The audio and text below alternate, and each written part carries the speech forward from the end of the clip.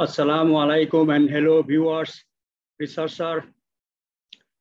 I'm going to present a video that is, as you can see here, research with limited laboratory resources. I have prepared this video based on a request by one of my followers in LinkedIn. I also critically thought whether this topic will be useful or not. So after thinking, I feel this is very important title because many researchers face difficulties in conducting research due to lack of resources. So what are the basically challenges they face? As we know, lab development is very, very expensive. It costs millions of dollars, ringgits. So for example, when I was in University of Malaya, I built a lab by spending 3.6 million Malaysian ringgit. Here at Sano University also, we built a lab by spending almost 5 million Malaysian ringgit, which is equivalent to 1.5 million US dollar. So as you can see, lab building is very, very expensive. It is costly. Not only that, some of the high-end equipment, for example, TM, FISM, all those also cost huge amounts. So basically, lab building is very, very expensive practice. So in many cases, in certain situation, actually, comprehensive lab building is really very challenging. In addition to build a lab, also sometimes we apply for big funding, major funding. That is also very challenging because funding is also limited. It is not easy to get a major funding, big funding. Even in the funding also, all amount cannot be spent to build the lab. Maybe 30 to 40% of total budget sometimes we can spend to build a lab, to purchase the equipments and so on. So as you can see, the building a lab with state-of-art equipment is very, very challenging, very expensive. So therefore, laboratory-based research is extremely difficult for some of the researchers. Keeping that in my view, I have prepared this video to help some of the young researchers so that they can conduct still research with some other alternatives.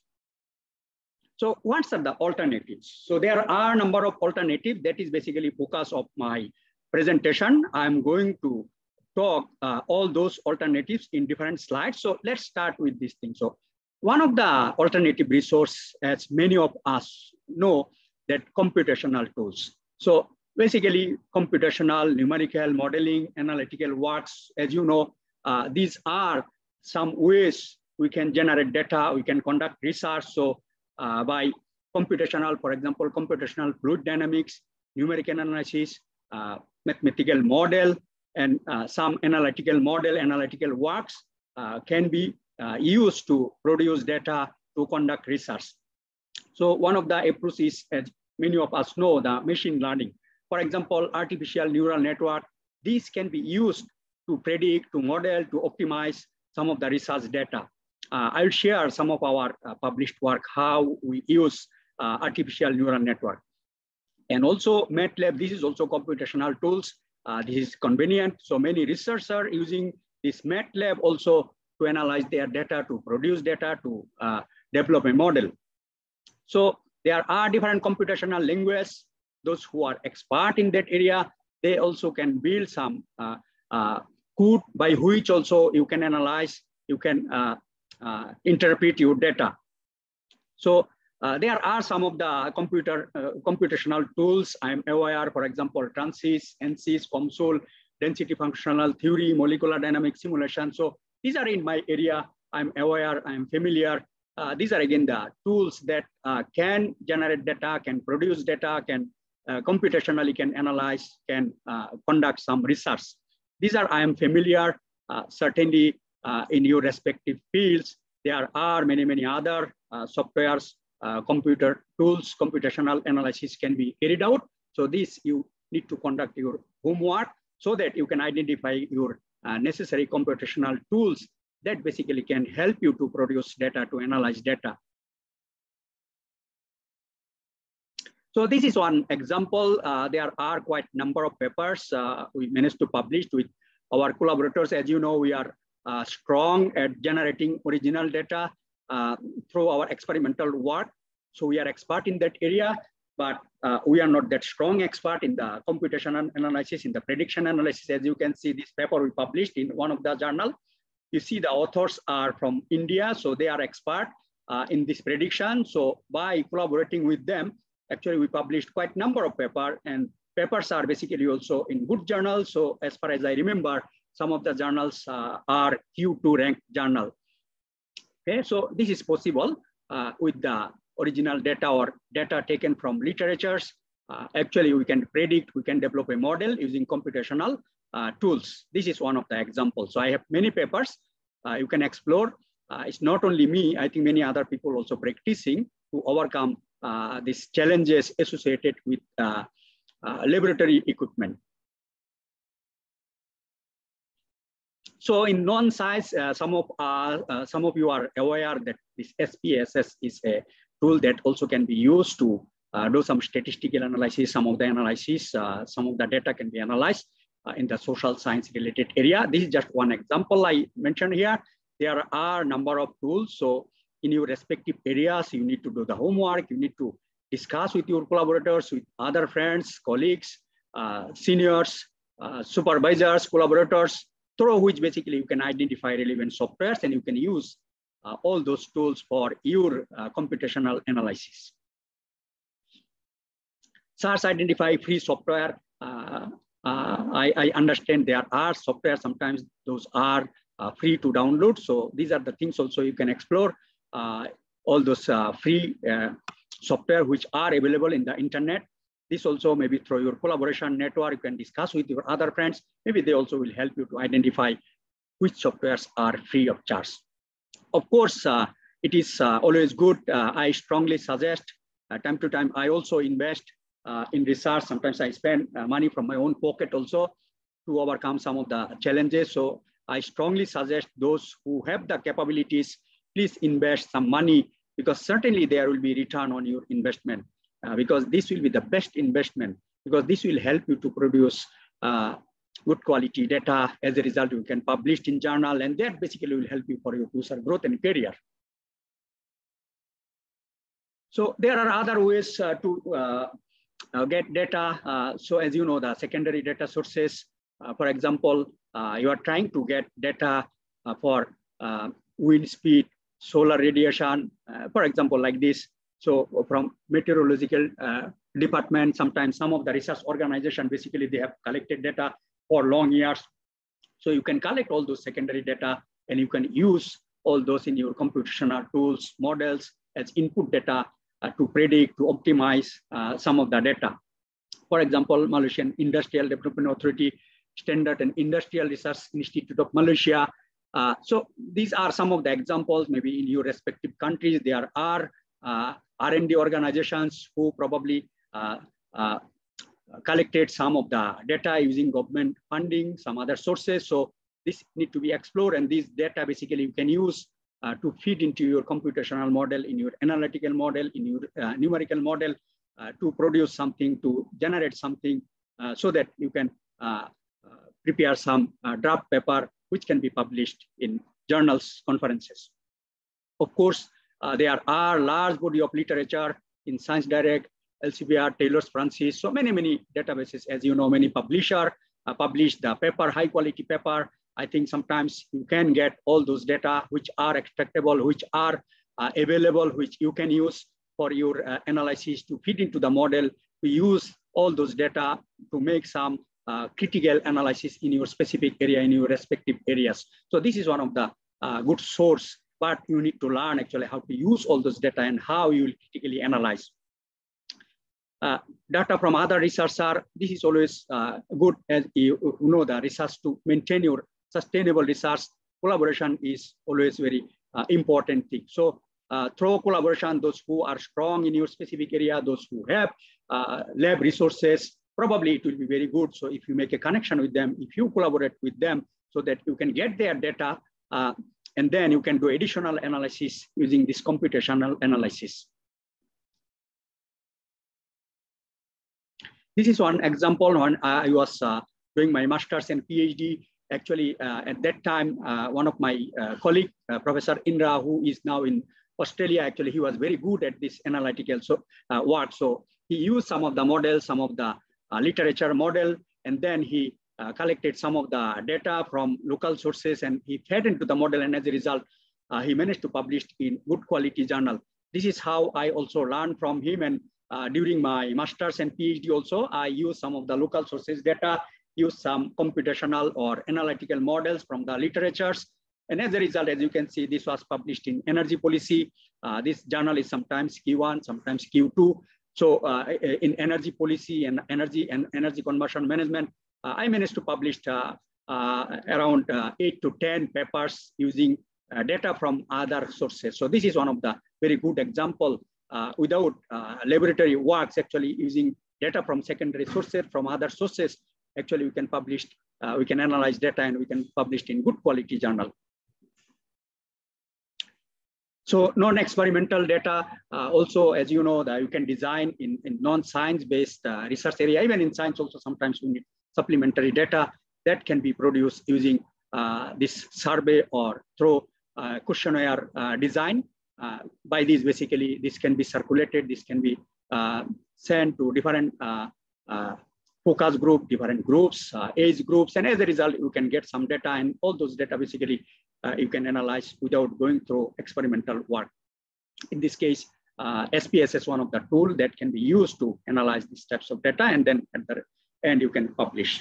So as you know, the policy-related research in this area, you don't need experimental work. So using this questionnaire survey or data from literature, you can do some policy analysis, cost-benefit analysis, economic analysis, and many more in your respective areas. Basically, you can do which are policy-related work can be done without laboratory resources. So in research, to sustain your research, basically collaboration is very, very important. This is one of the very big topics, very interesting topics. I have intention to prepare a video later on. So I will prepare a better video in future, particularly addressing the importance and how we can maintain our sustainable research productivity through collaboration. So I will present that video sometime later at my convenient time. So as you know, sometimes short visit, maybe 1 month, 2 months. I give 2 examples. So before COVID, actually, one of the researchers from Saudi Arabia came in our lab, and he was here 1 month, and he produced some good quality data in collaboration with my team member. He worked day and night, and as a result, he produced good quality data. And when he left, actually, with that data, we managed to publish a number of papers. So there were another case, one researcher came from India. He was around 15 days. Okay, as a result, he produced good quality data, worked with our team members. And when he left, actually, with that data, we managed to publish a number of good quality papers. So for collaboration, as you know, to publish in good quality journal, as you have seen, laboratory equipments are needed. But again, all this can be obtained, can be managed if you can manage, if you can establish a collaboration. So that's why I think short visit, some collaboration with those who have the equipment will solve your problem. So that's why collaboration is important. Collaboration not only for short visit equipment, also, as you know, the research, sometimes you need papers, you need to download. So if you have collaboration, I think this will solve your problem. So that's why the collaboration is very important. It's not only that, research expertise is also very, very important. Sometimes you are a young researcher, new researcher, you don't know how to analyze, how to critically analyze, evaluate your research data. So expertise is really very, very important. So they also can help you to interpret, to analyze, to critically discuss your results. Of course, to check the content similarity, we also need some of the softwares, for example, Turnitin and Note. So these are very important things also. Through collaboration, actually, your collaborators can check, verify all these things, can help you to overcome some of the challenges. Of course, in scientific publication, science communication, language is very, very important. Writing particularly is very tedious. Those who are not native English speaker, particularly our subcontinent people face difficulties in writing, technical writing. So this is also, if you have collaboration, I think they can help you also to improve the writings, content, and many parts of your paper. Of course, the writing skill. So again, you should have a long-term goal. So that's why form your own team. So this is where you need to strategize. You need to think how you are going to build your team. This is again, try to find the like-minded researcher. It is not an easy to establish collaboration to find the people. Then always try to find those who are in your area, those who are similar-minded like you, professional, positive mentality. So try to form a small group so that for long term, actually, you have a strong team. By with them, you can actually publish, you can analyze data, you can solve some of your challenges which are associated with the laboratory equipment. Those who are also facing problems and working in your area and who have computational resources, computational experiences, expertise, and so on. Of course, you have to work with those people, those who are serious, who have passion, not for the short-term goal only. So research is not an easy task. So you have to form such a team, actually those who will be for long-term basis. So there are also, I suggest here to focus on some of the low-hanging fruits. As you know, writing mini and short review paper is not that challenging, it's not that difficult things. So this also will help you also to improve your research, to identify your knowledge gap, to also design your experiment, to design your user plan, to design your policy-related work. So this is another good approach through which actually you can train yourself, you can improve your knowledge, and you can design some of your research, policy research, some analytical research. You can do through this review of literature. Of course, by critically reviewing the literatures, synthesizing the literature, critical evaluation of literature, actually you can publish also in good quality journal. Also, since quality data using experimental procedure is highly reliable, it is a strength. Sometimes, as I discuss here, it is not possible due to lack of high-end equipment. So as a result, it also will be very difficult to publish in high quality journal, for example, Q1 and Q2. So in that case, my strong recommendation, my strong opinion will be try to focus on conference papers, okay? So it will not be that challenging, it will not be that difficult, at least to train you slowly so that you know the basics of research, you are gaining your experience for long-term basis. And some of the papers also by improving slowly, time to time, as you will be progressing with the research, I think you can improve further. You can raise your bar and can make all those papers into Q3 and Q4. So I spent some good quality of time to share my experience, to inspire some of you.